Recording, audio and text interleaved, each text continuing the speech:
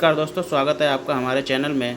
हमने current affair की series को स्टार्ट किया है और उसी को क्रम को आगे बढ़ाते हुए आज का जो टॉपिक है वो है अंतर्राष्ट्रीय सम्मेलन।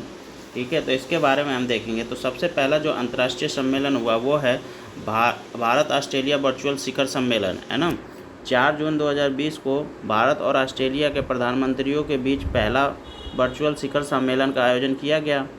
यह प्रथम अवसर था जब प्रधानमंत्री नरेंद्र मोदी ने किसी विदेशी नेता के साथ द्विपक्षीय वर्चुअल शिखर सम्मेलन में भाग लिया, है ना।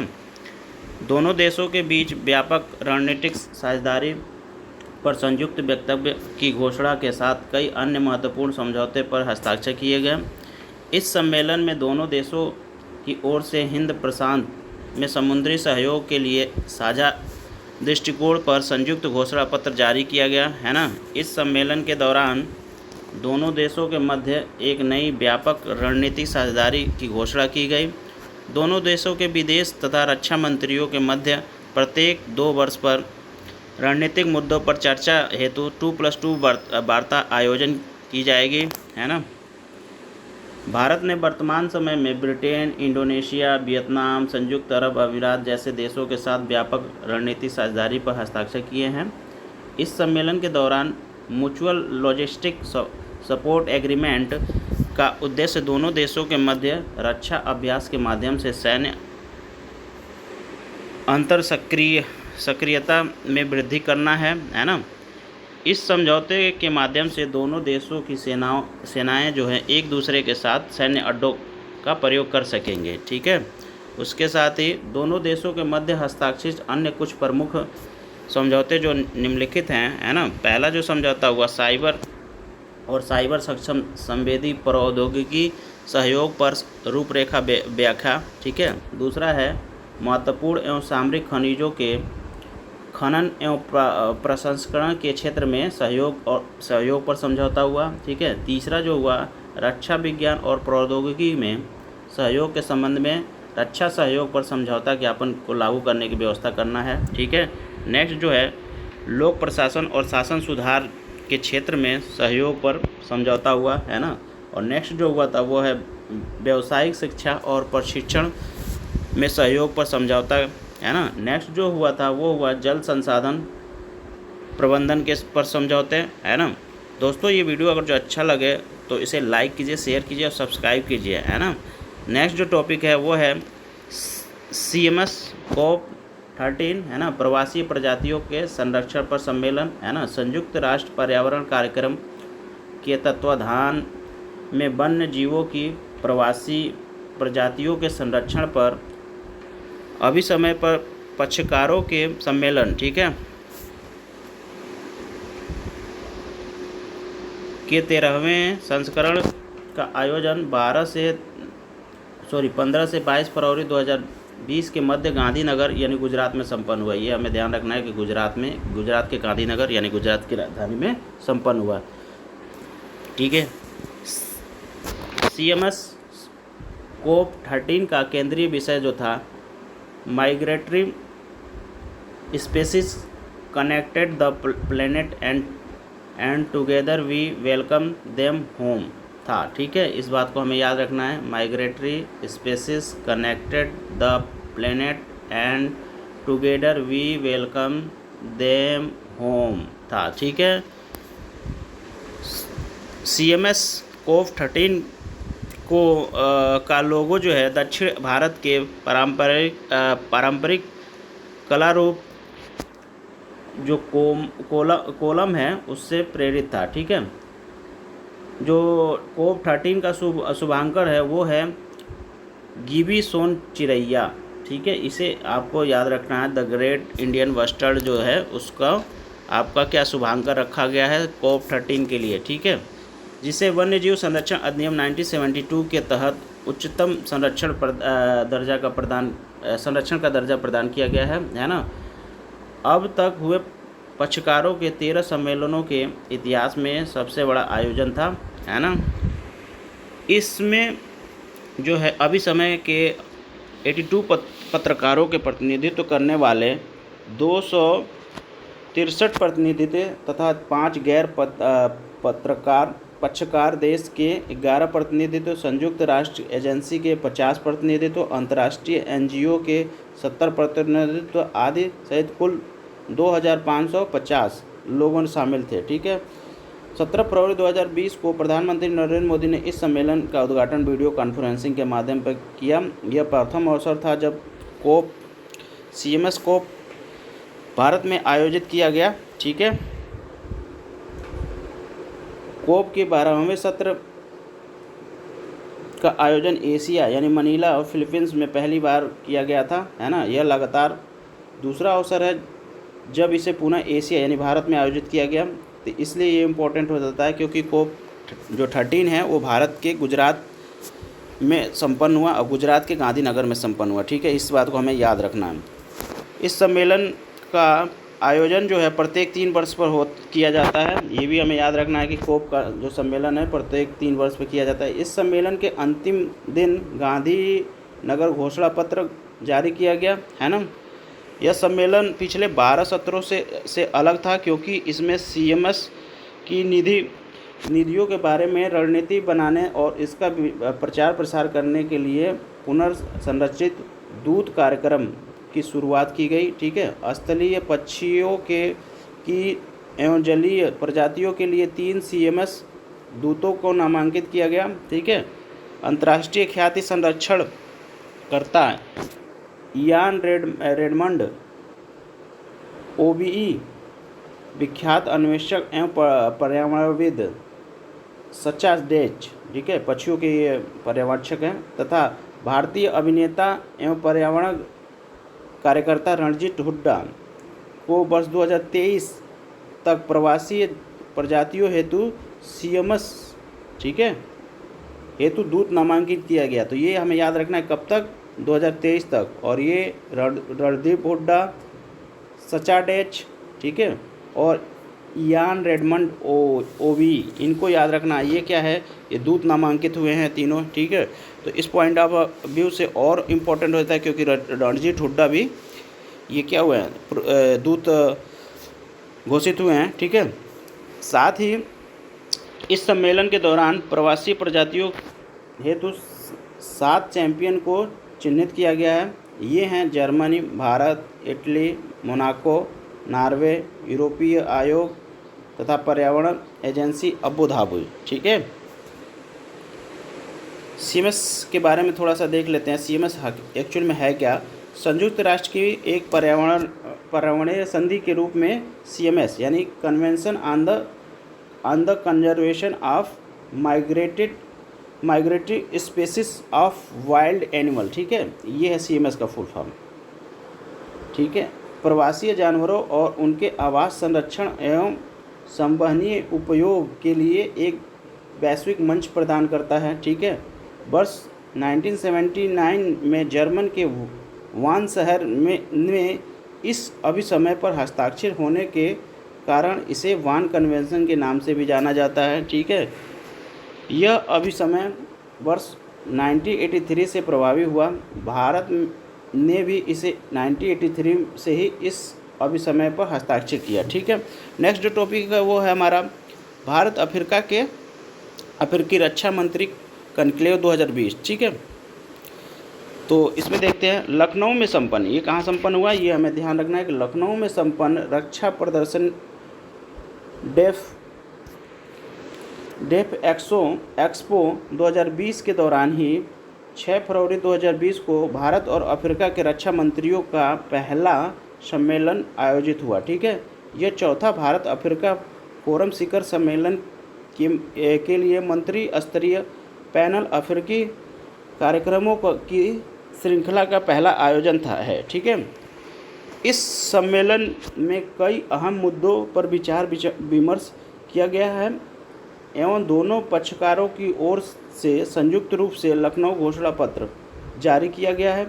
लखनऊ घोषणा पत्र में अफ्रीकी संघ की वर्ष 2020 की theme silence the guns in Africa, creating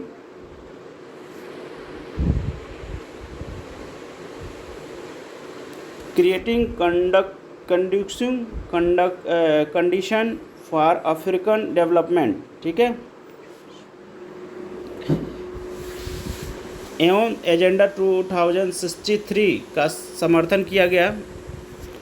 घोषणा पत्र में संयुक्त राष्ट्र के आतंकवादी रोधी तंत्र को मजबूत करने और आतंकवाद के खिलाफ संयुक्त राष्ट्र सुरक्षा परिषद के प्रबंधों का कड़ाई से अनुपालन सुनिश्चित करने का आह्वान किया गया है। नेक्स्ट जो टॉपिक है वो है संयुक्त राष्ट्र जलवायु परिवर्तन सम्मेलन 2019। ठीक है, ये हुआ था 2 से 5 दिसंबर 2019 के मध्य UNFCCC के पक्षकारों के सम्मेलन के 25वें यानी COP25 का आयोजन यूरोपीय देश स्पेन की राजधानी मैड्रिड में किया गया। ठीक है, हालांकि इस शिखर सम्मेलन की मेजबानी दक्षिण अमेरिकी देश चिली को करनी थी, लेकिन देश में हिंसात्मक जन आंदोलन के कारण चिली ने इस सम्मेलन में मेजबानी करने से असमर्थता व्यक्त की। ठीक है, परिणाम स्वरूप इस सम्मेलन का आयोजन मैड्रिड में किया गया, जिसकी अध्यक्षता चिली के पर्यावरण मंत्री कैरोलिना स्मिथ ने की थी। ठीक है, COP25 शिखर सम्मेलन के दौरान जलवायु परिवर्तन के एजेंडे में शामिल महत्वपूर्ण मुद्दों पर कोई ठोस निर्णय नहीं लिया जा सका। ठीक है, इसके बावजूद सम्मेलन में शामिल देश के Chile Madrid time for action घोषणा पत्र पर सहमत हो गई। ठीक है, सम्मेलन के दौरान जो है यूरोपीय आयोग ने 11 दिसंबर 2019 को यूरोपीय ग्रीन डील्स नामक दस्तावेज प्रस्तुत किया। यह एक व्यापक रणनीतिक दस्तावेज है जो यूरोपीय संघ को वर्ष 2050 तक विश्व का पहला जलवायु तटस्थलीय महाद्वीप बनाने के लिए रोडमैप प्रस्तुत करता है। इस सम्मेलन में चिली ने जलवायु महत्वाकांक्षा गठबंधन का विचार प्रस्तुत किया। यह गठबंधन वर्ष 2050 तक CO2 उत्सर्जन को शून्य स्तर पर लाने के महत्वाकांक्षी लक्ष्य की दिशा में कार्य करेगा। ठीक है, COP25 सम्मेलन के दौरान विकासशील देशों को सहायता प्रदान करने वाले 12 अंतर्राष्ट्रीय संगठनों ने अलायंस फॉर जो हाइड्रोमेट डेवलपमेंट का गठन किया है। ये 12 अंतर्राष्ट्रीय संगठन निम्नलिखित है, इनको देख लीजिएगा, इससे कोई इम्पोर्टेंट नहीं है। ठीक है, तो इसे हम लीव आउट कर देते हैं। नेक्स्ट, जलवायु परिवर्तन पर संयुक्त राष्ट्र के फ्रेमवर्क कन्वेंशन के तहत अब तक 25 जलवायु परिवर्तन सम्मेलन में COP25 तक सबसे लंबी जलवायु वार्ता रही। ठीक है, COP25 के दौरान स्वीडन की किशोर पर्यावरण कार्यकर्ता, इन्हें याद रखना है जी, ग्रेटा थनबर्ग ने पृथ्वी को नुकसान पहुंचाने और पारिस्थितिकी से निपटने की दिशा में पर्याप्त कदम न उठाने के लिए विश्व के नेताओं की आलोचना करते हुए कहा कि आपने हमारे सपने चुरा लिए हैं। ठीक है, you have stolen my dream. COP25 सम्मेलन में भारत का प्रतिनिधित्व केंद्रीय पर्यावरण मंत्री जलवायु परिवर्तन मंत्री जो प्रकाश जावड़ेकर ने किया। इस सम्मेलन की एक महत्वपूर्ण बात यह है कि मानव के मणिपुर की 8 वर्षीय बालिका, इनका नाम है तीसी प्रिया कंगुजम, ठीक है, ने COP25 को संबोधित किया। अब देखते हैं 11वां ब्रिक्स शिखर सम्मेलन 13 और 14 नवंबर 2019 के मध्य ब्राज़ील की राजधानी ब्राज़िलिया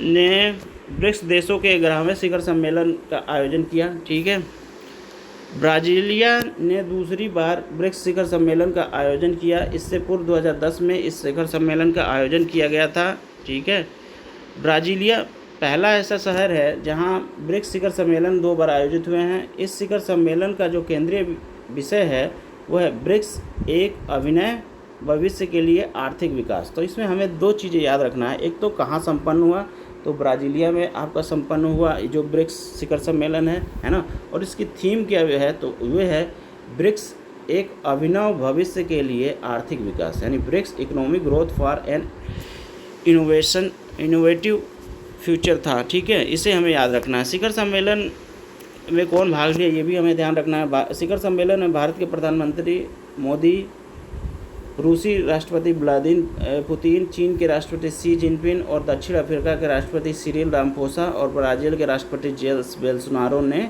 प्रतिभाग किया। ठीक है, सम्मेलन के अंत में ब्राज़ीलिया घोषणा पत्र जारी किया गया और इस घोषणा पत्र में आपका निम्नलिखित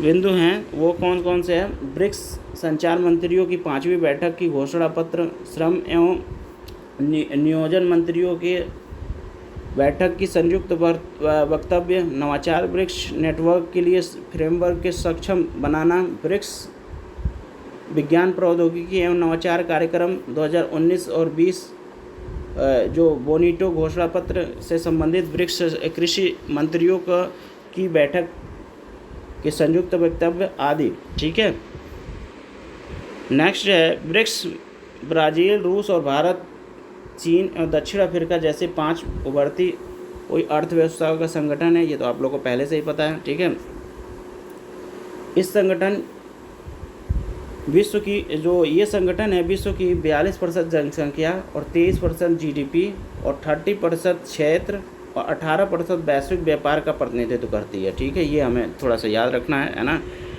ब्रिक्स का 10वां शिखर सम्मेलन जो 2008 में जो हुआ था वो जोहान्सबर्ग के दक्षिण अफ्रीका में आयोजित हुआ था। ठीक है, अब देखते हैं C40 विश्व महापौर शिखर सम्मेलन 2019 है ना।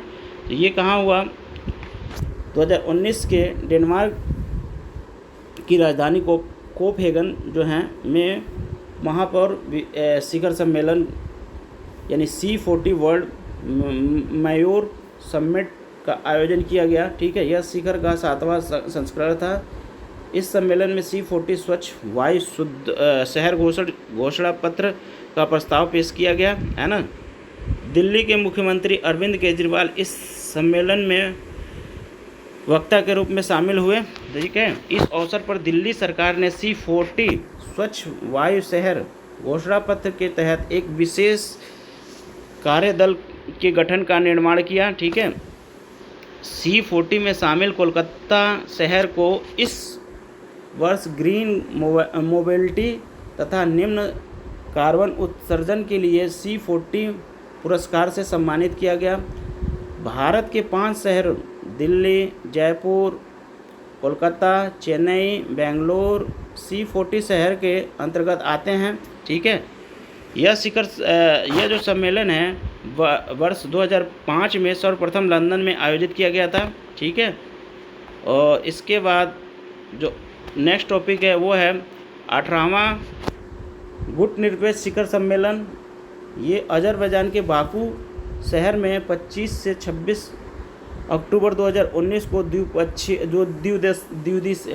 दो दिवसीय गुट निरपेक्ष आंदोलन यानी नाम के देशों तथा सरकारों के प्रमुख 18वें शिखर सम्मेलन का आयोजन हुआ।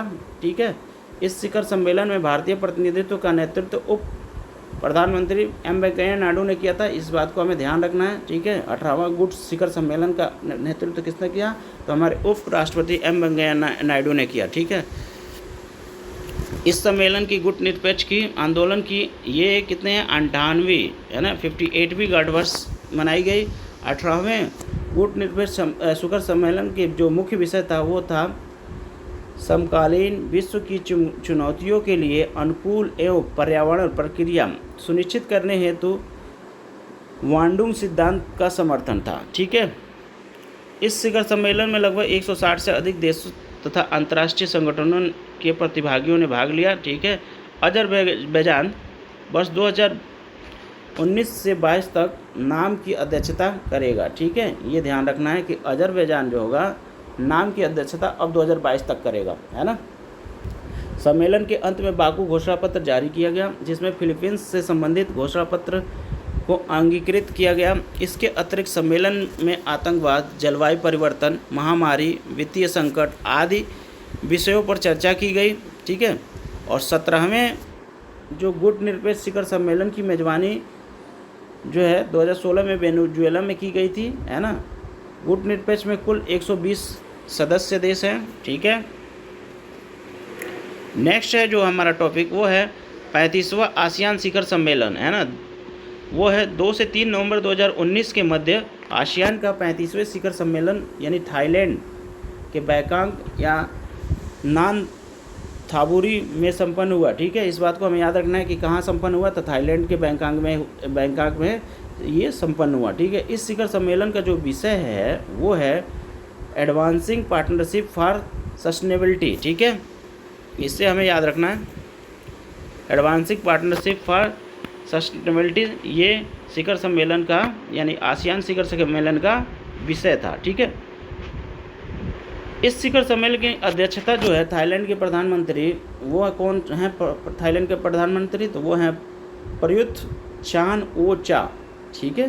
ये थाईलैंड के प्रधानमंत्री हैं, ने सम्मेलन के अंत में 36वें आसियान शिखर सम्मेलन की अध्यक्षता वियतनाम के प्रधानमंत्री को सौंपी, ठीक है। तो यानी जो 36वां शिखर सम्मेलन होगा, है ना, वो किसको जाएगा, किस देश में होगा, तो वो होगा वियतनाम में, ठीक है।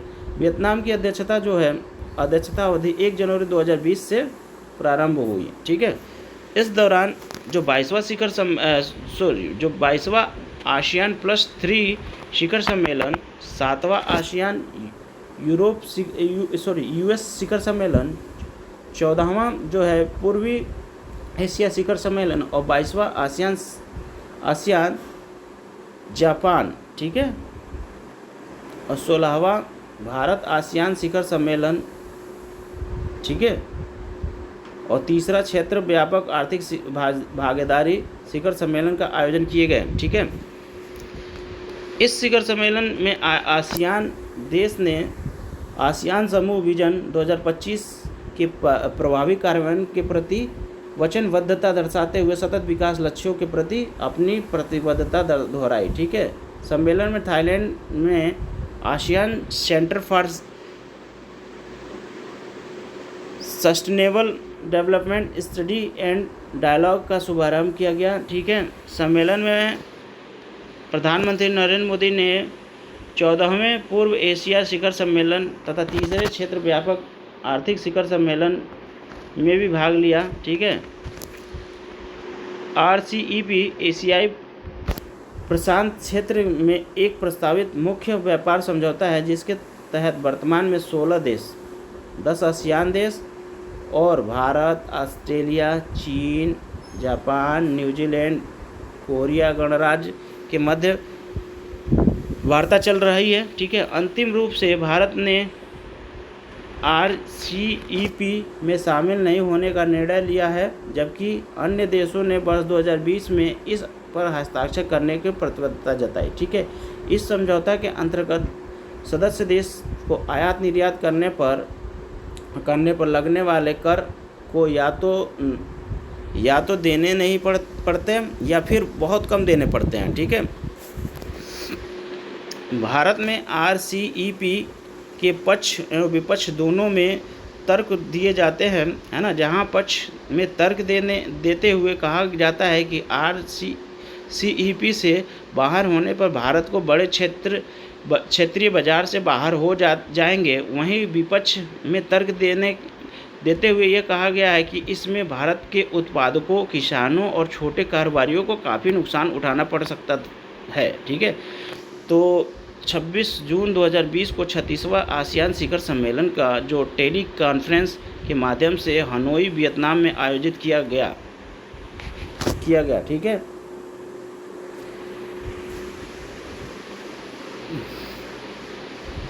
अब नेक्स्ट जो शिखर सम्मेलन है वो है संयुक्त राष्ट्र जलवायु कार्रवाई शिखर सम्मेलन, ठीक है, 2019। ये हुआ था 23 सितंबर 2019 को न्यूयॉर्क में। संयुक्त राष्ट्र अमेरिका के संयुक्त राष्ट्र महासचिव एंटोनियो गुटेरेस के आह्वान पर कार्रवाई उन्मुख संयुक्त राष्ट्र जलवायु कार्यक्रम शिखर सम्मेलन, है ना, आयोजित किया गया। यह शिखर सम्मेलन मुख्य जलवायु परिवर्तन पर पेरिस समझौते के उद्देश्य से कार्यान्वयन को और गति प्रदान करने के लिए आयोजित किया गया था।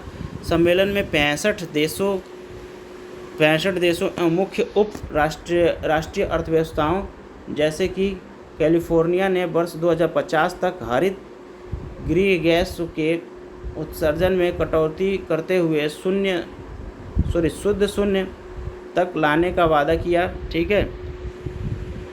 सम्मेलन में फ्रांस ने घोषणा किया कि वह पेरिस समझौते का उल्लंघन करने वाले देशों के साथ व्यापारिक समझौता नहीं करेगा। जर्मनी ने 2050 तक कार्बन न्यूट्रलिटी ठीक है प्राप्त करने की प्रतिबद्धता व्यक्त की। ठीक है। रूस ने पेरिस समझौते का समर्थित करने की घोषणा की। ठीक है। यूनाइटेड किंगडम ने वर्ष 2020 से 2025 तक के लिए अपने सभी अंतर्राष्ट्रीय जलवायु वित्त को दोगुना करते हुए उसे 11.6 बिलियन पाउंड तक कर दिया। ठीक है। भारत ने यह घोषणा की कि वह 2022 तक नवीकरणीय ऊर्जा क्षमता को बढ़ाकर 175 गीगावाट के स्तर पर ले जाएगा। इस बात को ध्यान रखना है। ठीक है। जिसे और बढ़ाकर वो 450 गीगावाट किया जाएगा। ठीक है।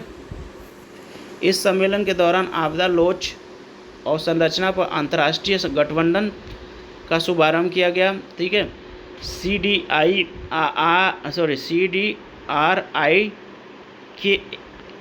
के एक ऐसे मंच के रूप में अपनी सेवाएं प्रदान करेगा जहां आपदा एवं जलवायु के अनुकूल और संरचना के विविध पहलुओं के बारे में जानकारी एकत्र की जाएगी एवं उनका आदान प्रदान किया जाएगा। ठीक है। नई दिल्ली में सहायक सचिवालय